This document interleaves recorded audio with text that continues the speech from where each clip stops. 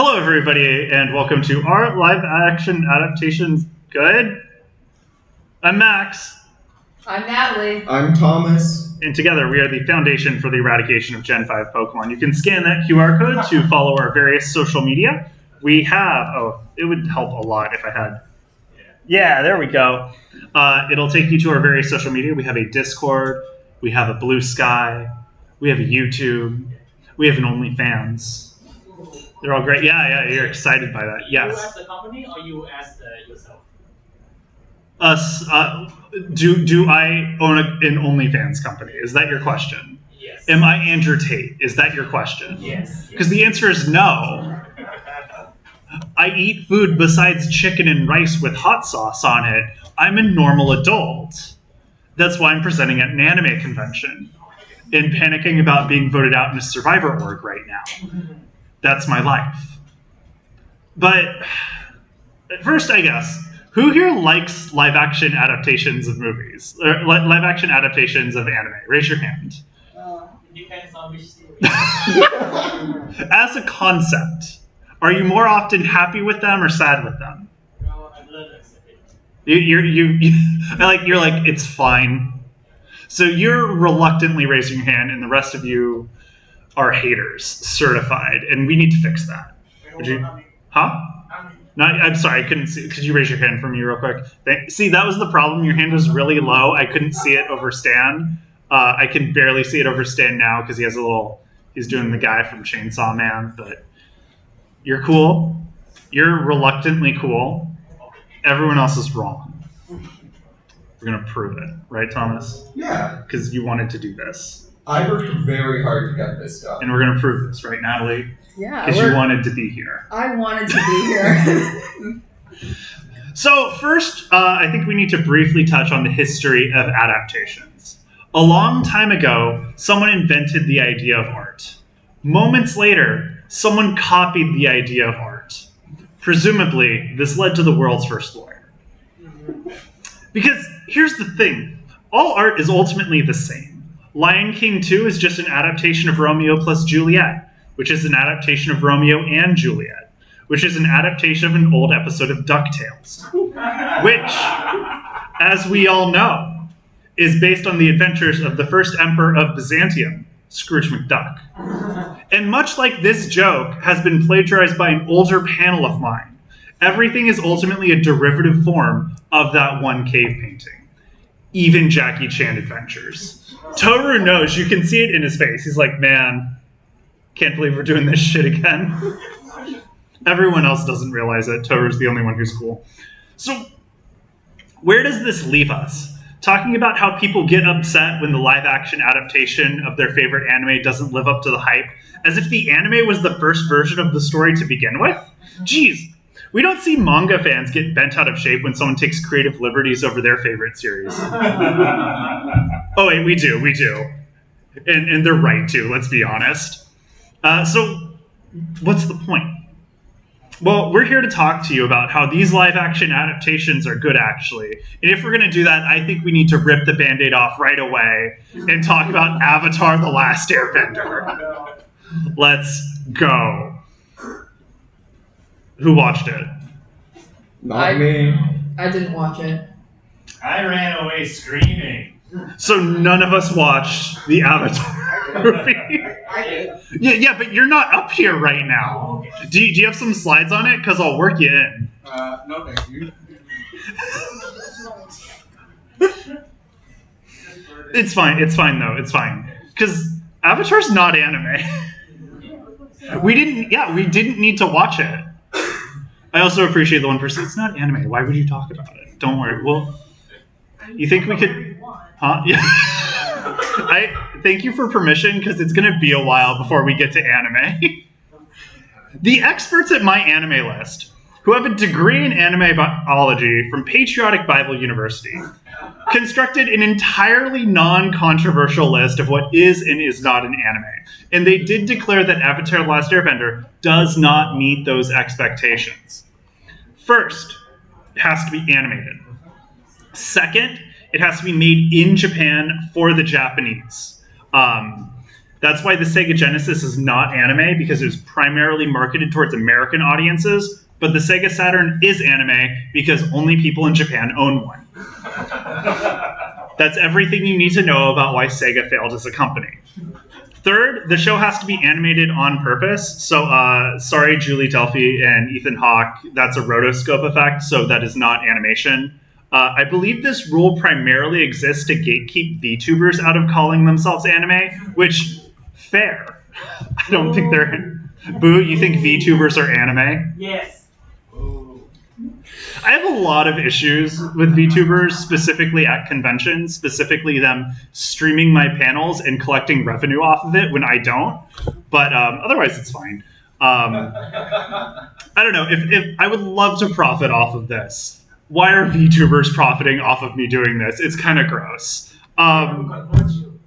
They want to convert you. I don't know. They didn't talk to me. They just left. It's a roving machine. They're not people. There was no conversation. It's just content. Yeah. This is getting pretty convoluted, though. I mean, we're talking about VTubers, which works. How strict are they with this, though? Big O only got a second season because of American demand. Space Dandy was literally released in America before Japan, and Astro Boy takes place in the DuckTales cinematic universe. But Scott Pilgrim can't be anime? It was animated by a Japanese studio. This is asinine. But then I realized that these shows have something in common that Scott Pilgrim and Avatar don't. They have giant robots. Don't at me. It's messed up. You're like, yeah, Megas XLR anime. Don't check. But the worst part about this is not only does this mean Avatar The Last Airbender isn't anime, but because of the giant robot loophole, Legend of Korra is. Ugh. So what does this mean? Since the live-action adaptation of Avatar The Last Airbender, both of them are ass. It means that live-action adaptations of American cartoons are trash. I know that's a big statement to make off of adaptations of a single show, so I'll give you a lot more examples. I mean, how is Matthew Lillard, which is arguably the most perfect casting I've ever seen as Shaggy, not able to save that movie? It's such a waste of potential. I mean, there's worse waste of Matthew Lillard, but it's definitely up there. And at this point, this is just what Disney's been doing.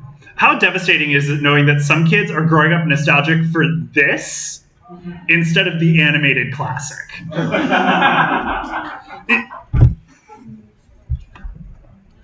Maybe it's capitalism. Like, maybe we need a new system that rewards like creative and provocative works. Yes. Instead of which one are you guessing? Hundreds of meters. Oh, hell yeah, man. You get this. Like, why can't we have art? Why do we just keep getting consumption and just the same thing over and over? Yes. We need to be better. We need to demand more. As a society, we can do this. I'm sorry, Max, but all I got from this is that you hate Legend of Korra. Yeah. You like Legend of Korra? I've actually never seen it, but this is the script that you wrote for me.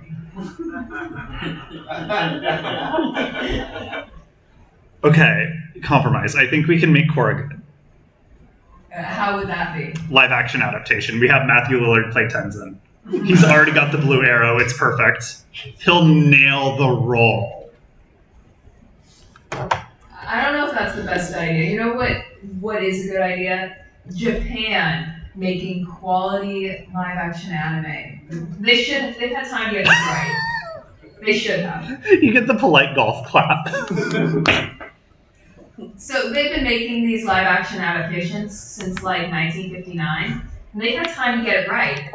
Like baking, all you really need is the right ratio of ingredients. Can the cast act? Are the extra cutaways necessary? Is the plot sensible? Let's talk about a few to find out. The Detective Conan live action series includes 4 drama specials and a 13-episode series. This is a terrible adaptation because it's not nearly long enough. For the uninitiated, Detective Conan is among the longest running anime in existence with 1,000 something episodes. This is One Piece levels of long. The actors they got were fine. Let me correct that. The adult actors were fine. We'll never know how good the child actors could have been because they didn't voice their own lines. Aww. They got the voice actresses from the anime to dub them over.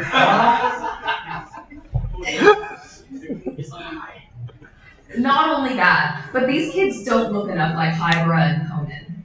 Look at this height comparison. Not accurate to the show. They should have found 2-year-olds that can act. It's really not that hard. Even dogs can act now. The next adaptation I watched was Lovely Complex, which looked like it had a lot of promise, especially when I stumbled across this picture of the DVD menu. There's pretty colors, cute mascots, and there's something called MySpace at the bottom. I don't know what that is. But unfortunately, it was really rushed due to the format as a movie rather than a TV series. Completely messed up the comedic timing, much like I'm doing here. Riza and Otani go to a concert on Christmas Day, but they also help out with the haunted house at their school festival. Which, what? Christmas is supposed to encroach on other holidays' time, not the other way around. What did Thanksgiving do to you? I don't like being thankful. But that's not all. It gets worse. There's something even worse than the death of Christmas, and that is a blatant conspiracy in this movie that they think they can hide from me. Those are definitely heeled boots. I have some exactly like that at home. The 2 actors playing the leads are actually the same height. Reese's is just wearing heels to appear taller. Even though the height gap is literally the premise of this manga. I'm so disappointed I had to throw out the 2 volumes of this that I own. The Gintama movie is a straightforward adaptation of a serious and cool arc, Benny Zakura. Basically, this is Gintama's Infinity Castle movie. So I couldn't help but wince when this was put on my screen 10 minutes in. Gross. Honey goes on trees, in teas, or on bread. Or if you're out of tape, staples, and glue for some reason, it works fine as an envelope sealer. I was going to take a picture of an envelope at work for the slide, but honestly, the honey situation there has gotten out of hand. Wait, the honey situation at work has gotten out of hand. We don't know how to microwave it to make the honey come out. It's all What? crystallized. Are you microwaving an envelope to get honey? That is what I'm asking. Yeah, we're microwaving the envelopes and they're all being destroyed. It's terrible. But you know what's not terrible? These costumes, they looked okay. Just okay. Unlike this, whatever Skippy is trying to do, I swear, it's bleaching my eyes.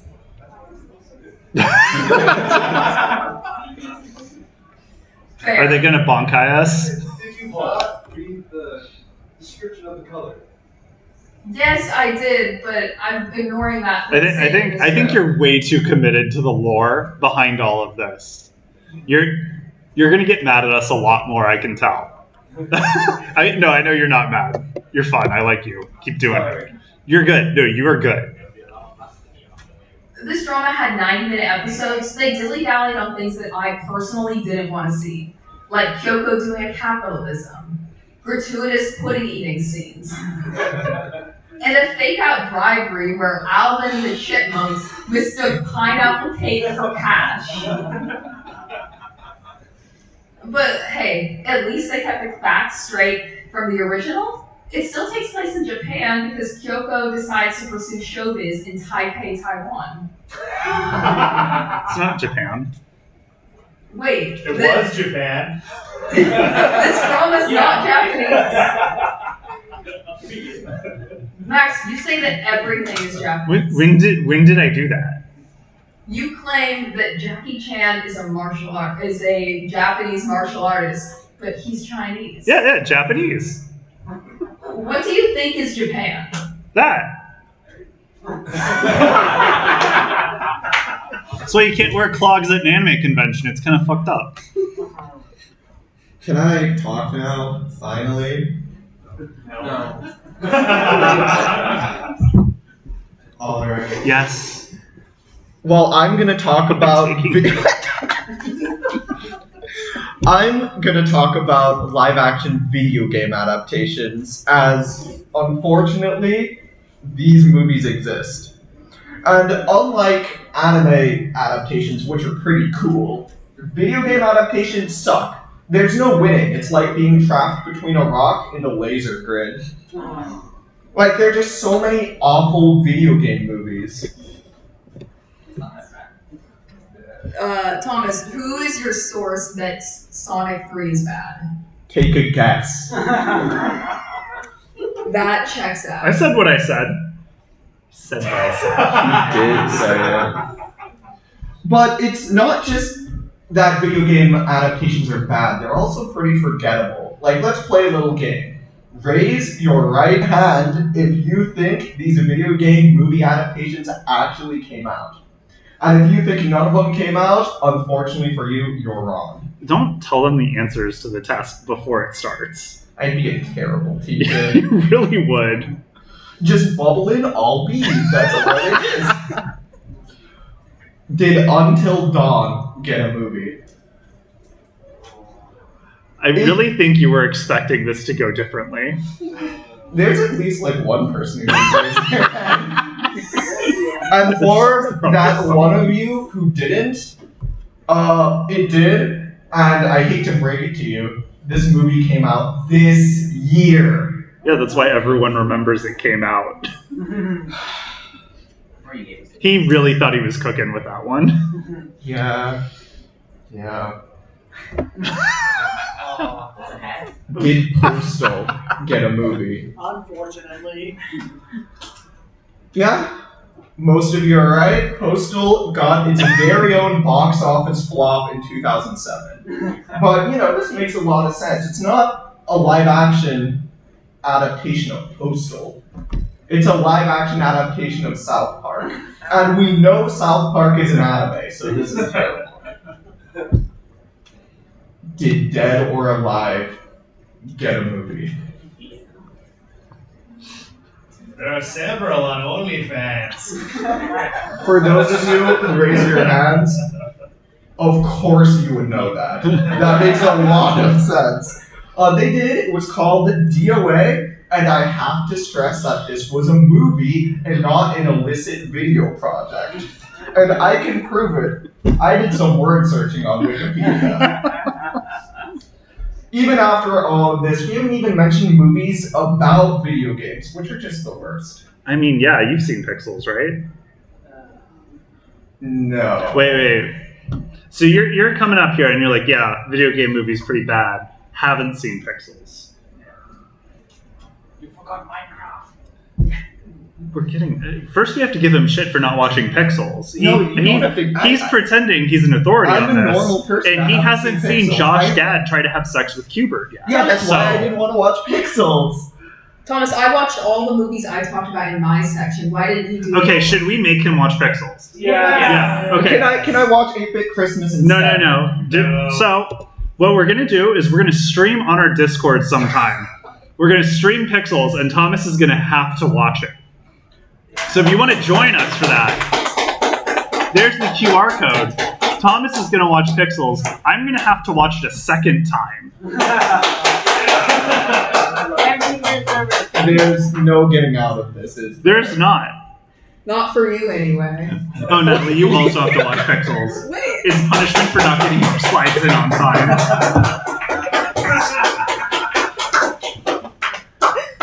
I like that we're all applauding the movie Pixels. No, just you having to watch it. It's pure Schadenfreude. I'm just really attracted to Q*bert, okay? Even though I haven't seen Pixels, I know they just ruined video game movie adaptations. That is, until a savior descended. Oh, no, not this. I'm talking about Polaris. Truly a masterpiece from the mind of Eli Roth. Like, a criticism I've heard of this movie is that a lot of the actors look too old. I agree, that's not a bad thing. That just makes the characters more relatable. You see, Game Lilith is relatable to teenagers, and movie Lilith can be relatable to people who played Borderlands 2 when they were teenagers. Don't worry about the depression, though. That's just universal. The film, best performances of actors you can't even enjoy anymore. Like, it features Jamie Lee Curtis before she messed up and did something cringe.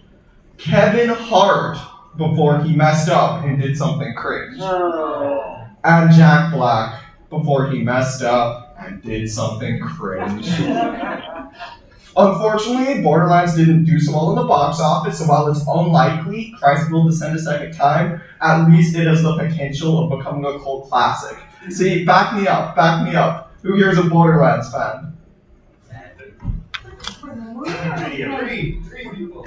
Of course the movie. Only the movie. You see, the movie even won an award for the best trailer. Like, Golden Trailer Award's pretty good. It's a winner, something my parents can't ever say about me. That's a lot of golden raspberries. Didn't win any of them. Okay, so we've established that live-action adaptations of American cartoons, video games, and Japanese adaptations of anime are trash. Thomas, you promised us a cinematic experience, and so far we've just bitched to some people in a room. Cinema. Well, I had to watch the Lovely Complex movie, and it was so bad I don't even like the anime anymore. Hey, I'm sure there's something good we can talk about. No, what? How about American adaptations of anime? I don't think they're on board. No. They fucking should be, though. I mean, this certified banger. First, the casting. Billie Eilish's boyfriend, Nat Wolff, yes, they're dating, plays Light. Billie claims she's a bad guy, but she's dating a man who made out in the Anne Frank house. And I know Nat Wolff doesn't have schemy vibes, but he makes up for it with his amazing facial reactions. This is camp. And if you don't think Light is camp, I'm not sure what's wrong with you. It was directed by Adam Weingard. Sure, he took some creative liberties, but I think it was clear he actually cared about the franchise and genuinely tried to adapt it in a fun and interesting way, something I'm certain all of your fanfics failed to do. I mean, Light tries to intimidate a bully by saying hitting him is legally child abuse because the guy got held back a grade. Who besides Light would think that's a good idea? I actually tried that once. I'm sure hitting you is still legally child abuse. And what's more American than a bullied loner with high-minded ideals being given an imperfect solution to their problems? Wait, sorry, high-minded ideals, not racist shitposting. There we go. God, imagine if they localized the Death Note. We'd have, like, what, the Death Gun? Yeah, Death Gun. You know how Death Gun works, right? Wait.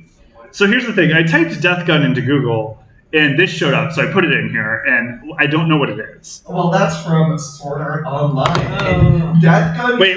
You've watched Sword Art Online. Who hasn't? I haven't. I have standards. Thank you. Which series? I mean season. Which season have I not watched? All of them. You haven't even watched the one with Death Gun. I love it. No, please tell me about Death Gun. Well, Death Gun, whenever Death It's Gun... very important to Death the Gun's panel. called Death Gun because when they killed someone, they died in real life. But not because of any, like, powers. That's Sword Art It's Online. because they paid like their brother to like assassinate the person who they kill. So they get the timing just right, line up the shot. Both shots happen at one time. Don't get killed by Death Gun. That is like, imagine he's like, well, I can't win this fight. My brother's not there yet. I don't know. My imagination of the American adaptation is just a gun where you close your eyes and imagine the person's face and name, point it directly at them and fire, and it works. Anyway, what American boy wouldn't brag about their new Death Note to Margaret Qualley? And I appreciate that they give Mia something to do.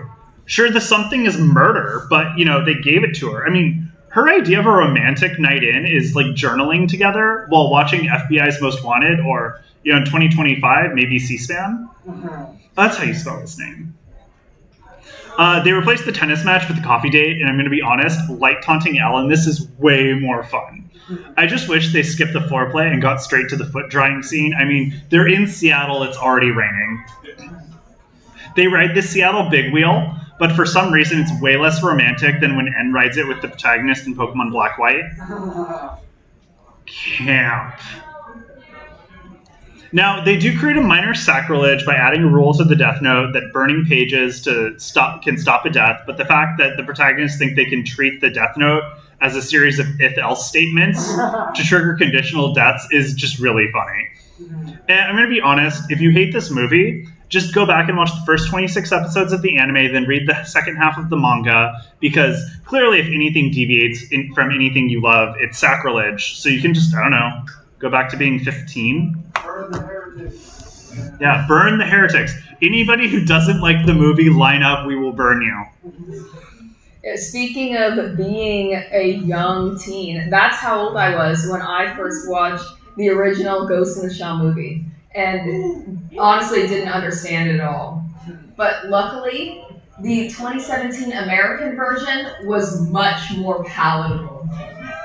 This movie stars Scarlett Johansson, who I only learned was blonde when I needed to Google a photo of her for the panel. The movie was neither a critical nor commercial success, but it was a success in my heart.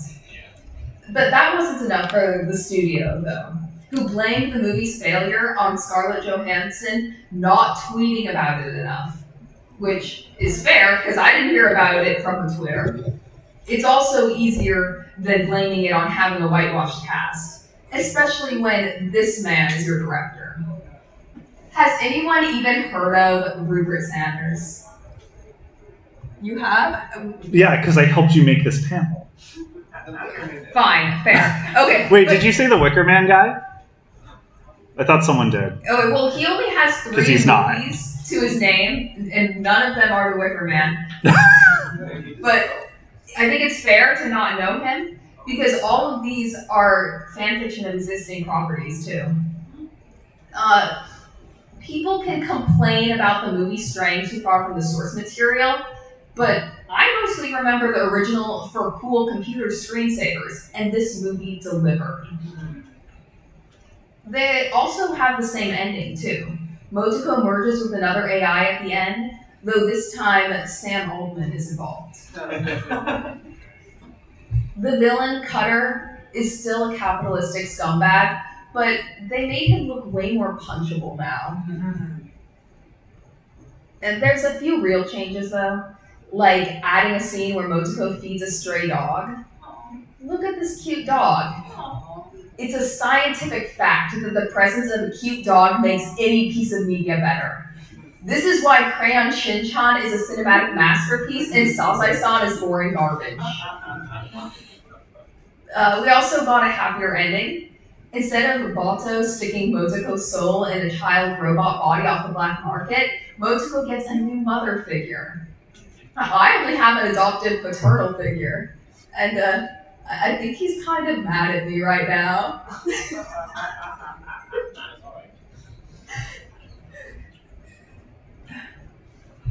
We'll move on. Anyway, there's an added character, Dr. Ule, who is Motoko's doctor, and she has multiple emotional conversations about humanity with her throughout the film. Hey everybody, there were 2 women in this movie. They spoke to each other about something other than a man. Assuming at least one of the 98 people they killed isn't a man. I think we just passed the Bechdel test. The original didn't do that. Anyway, it's completely unexpected that cyberpunk media is easier to enjoy as an adult. I agree. I also watched great cyberpunk media, specifically Alita Battle Angel, which is a cyberpunk action sports manga, and it's based on Yukito Kishira's classic. And I mentioned it was cyberpunk, action, and sports. Honestly, collects more genres than Ash Catches Elves or your weird neighbor buying all the toilet paper during the pandemic, causing me to steal some from work when my boss isn't looking. I just only poop at work. That's my strategy. What about weekends? I go to work and poop. I'm not buying toilet paper. Seriously, this movie has all the tropes that make a good movie great. I'm talking about the power of friendship, tournament arcs, and dead dogs. I'm not joking about the dead dogs either. But it's the thing that makes it great.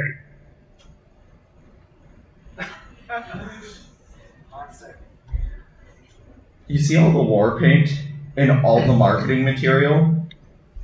That's literally dog blood. Oh. Wanna fact check me on that? Ask Christy Gnome. She certainly knows a lot about what dead dog blood looks like. Oh, you're right. That does make it great then. I hate This everything. movie is the best performances out of Hollywood's Christoph Waltz. Like, I know what you're saying. What movie can outdo his performances in Inglourious Bastards, Django Unchained, and Old Guy? Well, in this movie, he's Dr. Dyson Ito, or as I like to call him, Dilf with a Hammer. He's the only ethical street doctor and is also Alita's adoptive father figure. I mean, sure, he might dress like a Redditor, but don't worry, he's pretty cool. In addition to Waltz, Edward Norton gives his best performance as Nova, or as I like to call him, the main villain who's not seen until the very end of the movie. This guy's design is so good. Like, how do you make a character terrifying? Any guesses? Huh? No, audience, what? Not making him appear. Not making him appear. That's my answer. Thank you. Well, they give him googly eyes and a mullet. The film was directed by the creator of the hit film Spy Kids 3D, Robert Rodriguez, but more importantly, it was written and produced by the award-winning director James Cameron.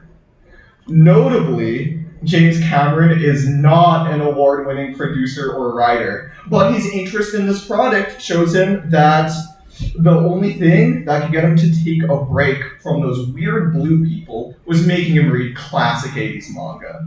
I mean, I really hope somebody gets him another tankobon soon, because I'm not excited for Avatar 6, The Way of Wasting Your Time. Just because Alita Battle Angel is an Avatar 6 doesn't mean it isn't also kind of a waste. I mean, it feels like it never ends. Runtime, 2 hours, but it feels like 4. Like, that's a lot of time. I could get so much done in 4 hours. Like what? Like, I could clean my room, make dinner, exercise, and even have time for a nice long cry. Pretty much everything but get my parts of this presentation done on time. Amazing that this movie can accomplish so much in so little.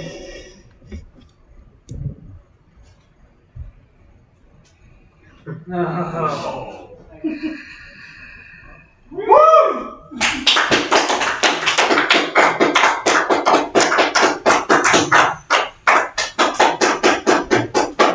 That was a great panel. Alright, guys. Slide 88 to 136. It's time to talk about the absolute banger that is Dragon Ball Evolution. Wait, you should say the tagline. The legend comes to life. Yeah. Who came up with that? It's intern generated. Oh, Proto AI. Fine. Dragon Ball Evolution, The Legend Comes to Life. A movie most audiences didn't understand. And judging how by how my review is about to go, I also did not understand. Now, while I don't have issues with reimagining Yamcha as just a fuckboy, because let's be honest, by the time Dragon Ball Z comes around, that's what he is. It's kind of weird that they did that to Goku too. Like, he even asked Gohan how to pick up girls as if he doesn't know he's an orphan child of an elderly hermit. Gohan doesn't know what a girl is, let alone how to seduce one. We have this scene, which is just incredibly over the top. Like, it makes this look normal. Bulma does flirt with Goku, though, I assume. I mean, it definitely couldn't be due to poor directing, or acting, or scripting. But their chemistry, it feels so natural. That's why both of them returned for Shameless a few years later. Great show. Bulma invents the Dragon Radar, just like in the anime, only this time she has no idea how many Dragon Balls there are or what they do. So she just invented a machine to track the weird little yellow ball she had and never once realized, oh, there are actually more of these. Maybe I should look for them. Like, girl, what are you doing? This doesn't make sense. At this point, this year has been pretty bad for my mental state, and this movie is not helping. But isn't the point of this to say good things about these movies? Like, these movies are good. Did you watch Dragon Ball Evolution, Thomas? Well, no, that's because Make it watch. Make him watch. Make him watch. Okay. Watch twice. I saw it in theaters. I'm The sorry. cringe is over 9,000. Huh? The cringe is over 9,000. It's true. Okay. Do I have to say nice things about this? No, yes, you do. Goku constantly looks like he's constipated throughout the entire first half of the movie. Initially, I found this annoying, but then I realized, that's the kind of physical strain Goku would be going under if he had to resist fighting someone. So honestly, 10 out of 10 for understanding source material, Akira Toriyama would be proud. Also, Justin Chadwick looks like he's never touched a bike before, so he has no idea how to ride it. Goku wouldn't know how to ride a bike, let's be honest. He would crash immediately into a car, which I understand as someone who has cars trying to hit me all the time. I don't get it. I walk around with a headlight on. Why do they not see me? I think I'm just worth points. It's kind of messed up. You're worth 20 points. 20 points. Chi-Chi has a mansion. Checks out. The Ox King probably has a mansion too, just not as well maintained. Chi-Chi is Bulma's a weapons expert. I support giving Bulma something to do. And it's very funny. Vegeta. And Yamcha. This is Dragon Ball, not Dragon Ball Z. This is the Emperor Pilaf saga, but they replace Pilaf with Piccolo and mess everything up. It's very. She starts throwing the capsules at people, so she just capsule, and by the time it lands on them, it's a bike. It's very fun, especially compared to how because Bulma should be a competent person. She made a Dragon Radar. Why is this her role in the show? It's weird, and that's all I have to say good about Dragon Ball Evolution. What about the key? They call it airbending. what about the Ozaru? They use the Patterson-Gimlin footage. When does Goku achieve the ultra cringe state? Oh, okay. He's 8 feet tall. They bought a Bigfoot costume from Spirit Halloween. Can we stop talking about Dragon Ball? Please! Okay, let's talk about Cowboy Bebop. This was really, really good. And we're going to talk about why. Why do you guys not look? No, Spider-Man believes you. Awesome. All right. First, the characters. I'll admit, none of the characters in the original were super compelling to me. Take Spike Spiegel here. He's a cool guy. I'm not cool. I'm not a guy. He also seems pretty miserable eating this food, just like in the cartoon. Initially, I thought that was because he was eating Panda Express, which I can relate. But then he started complaining about there being too much broccoli. And I love broccoli. This broccoli. I really wanted to eat some during the panel, but Keep it in your pants, girl. Fine. Enough about the broccoli. Let's talk about Jet. He's also a cool guy. Last time I checked, I'm still not cool. Still not a guy. He also lives in a suburb, which I'm pretty sure isn't walkable. They gave him a daughter in the live action. It's also not relatable at all to me. The closest thing that I have to a child are my plants that I let die. Then there's Faye Valentine. She's still a femme fatale. And they improve on her character here by having her catchphrase be F off. I sure wish that I had the audacity to talk to people like that. This is where we would train her to say it, but we're running out of time, so you're going to just keep going. Fine. We'll talk about how those are the only main characters in Cowboy Bebop. What about the dog? It's there. Where? In the bag. I said the dog before Crispy Gnome got to him. Wait. But then where's Ed? I don't know who you're talking about. Additionally, they redid some of the villains to make them scarier. Like this eco-terrorist from episode 4. Instead of looking like a Scooby-Doo villain in a costume, she looks like a Harry Potter cosplayer. Something much more frightening. Facial expression says it all. Oh, did you guys want to talk about any of the episodes? I'm not talking about them. People can complain about the Dutch angles, but I would say they are actually genius. Guys, this is a Netflix show. You're going to watch it while sinking into the couch. The showrunners planned ahead. Speaking of, this is the showrunner, Andre Nemeth, and he's a true artist for one reason. He didn't watch any anime to take inspiration from, following Miyazaki's iconic advice. Instead, pulling from Western media like 2001: A Space Odyssey, Bonnie and Clyde, and The Good, the Bad, and the Ugly. I haven't seen any of these, but I like Cowboy Bebop, so that means I like them too. I watched Speed Racer 2008, and it's a fantastic movie. Seriously, all of you should watch it. Well, unless...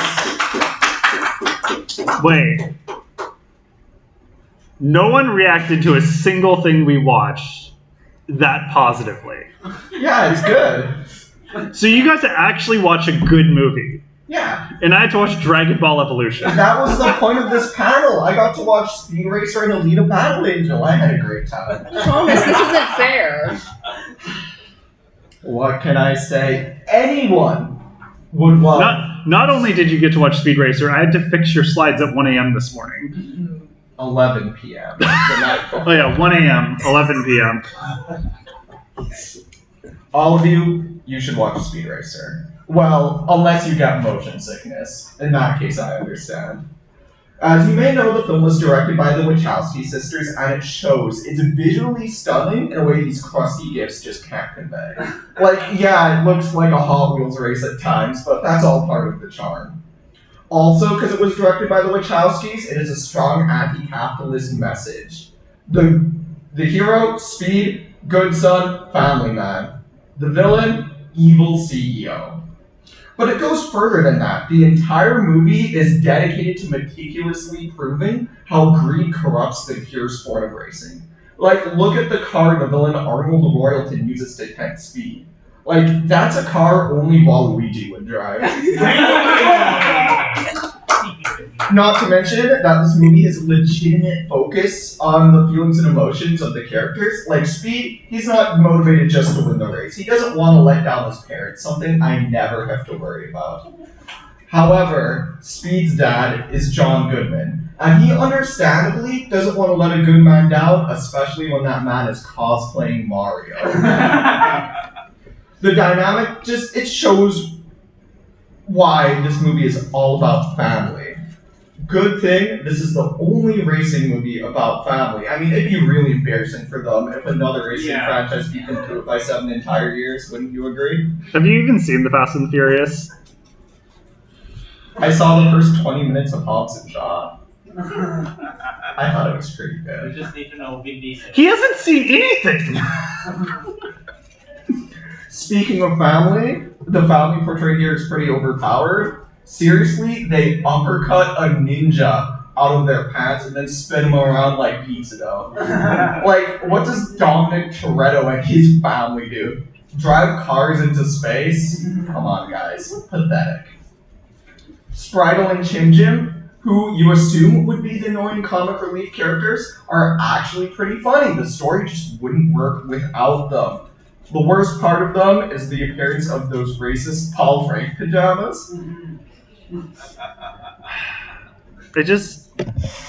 It's so unfair. He got to watch Speed Racer. I had to watch Lovely Complex and... Well, he's gonna have to watch Pixels. I have to watch that too. You do, yeah. And there are many more amazing live-action adaptations we haven't covered. Prince of Tennis, Bakano. So I'm a spider, so what? Lucky Star. And even Dura. Stay gold, Miyuki Ryugamine. But there's one more live-action adaptation we have to discuss. No, not that one. This piece of shit. The One Piece adaptation is easily one of the least accurate adaptations. Specifically, the inaccurate physical attributes of one character. You know which character. Look at what they did to my man's nose! Oh, wait. You thought I was going to talk about Nami, didn't you? No, no one looks like that's unrealistic. But, you know, if you do look like that, you can maybe come up after. We could get some coffee or something. We're all in it for the schnoz. Yeah. Bring back the nose. That is a terrible chant. Size back.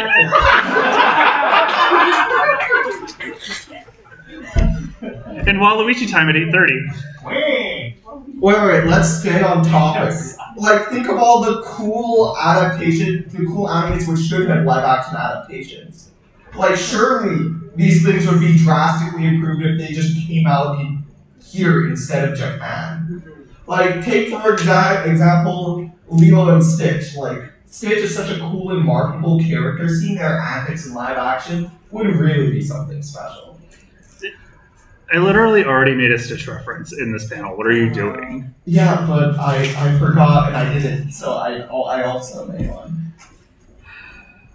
Okay, keep it going. Now you look at this monstrosity, and you're saying, but there's already live action Stitch. That's bad, and that's because it's adapted from Lilo and Stitch, the Western animated movie. When I want an adaptation from Stitch, the anime, where Stitch abandons Lilo and moves to Japan and hangs out with his Wait. Isn't the whole point of Lilo and Stitch that Ohana means family? Not for long, it doesn't. He went out for 6. Japanese 6. Yeah. Before Stitch leaves Hawaii for Japan, does he bomb Pearl Harbor? Definitely.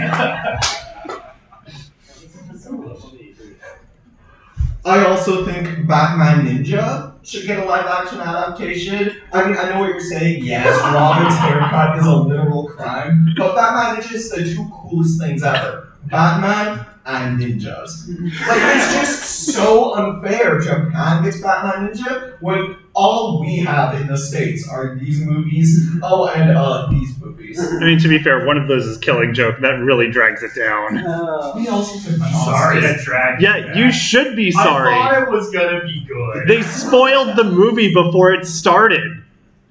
We also have Justice League, technically. Oh, God. I think the melancholy of Haruhi Suzumiya really deserves to be ran through the good old Netflix machine. Like, take, for example, the Endless 8 arc, where the characters live their lives without anything progressing or changing. I don't know about you, that's familiar and relatable. Like, this would work great in live action. We're basically living in it. And the best part is, we wouldn't even be able to tell when the episode ends and whether it's set to loop or not. After all, you fell asleep 20 minutes ago. Wait, are they still watching? Are we? Next episode. Yeah, okay. Oh. Oh, that's the panel then. Hi, we'd like to thank James Cameron, assuming he stops making Avatar movies. No, seriously, why do they keep making Avatar movies? How are they making so much money? Why is it a Disneyland world? I don't get it. This should be a dead franchise. Speaking of dead franchises, why can't they just kill Jurassic Park? This is just disgusting. Also, thank you, John Goodman. Huh? John Goodman! Again, that QR code will take you to our socials. I promise we will stream Pixels. That will happen. I don't know when yet. Maybe next weekend. We'll see. Double feature.